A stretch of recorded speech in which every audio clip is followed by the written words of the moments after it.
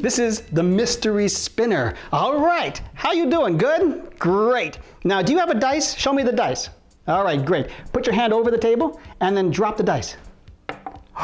What number is that? 4. Number 4. Now, I have a very secret spinner here. See? Now, when I spin the top, watch what happens. Woo! What number did it land on? It actually landed on the number 4. This is the mystery spinner explanation.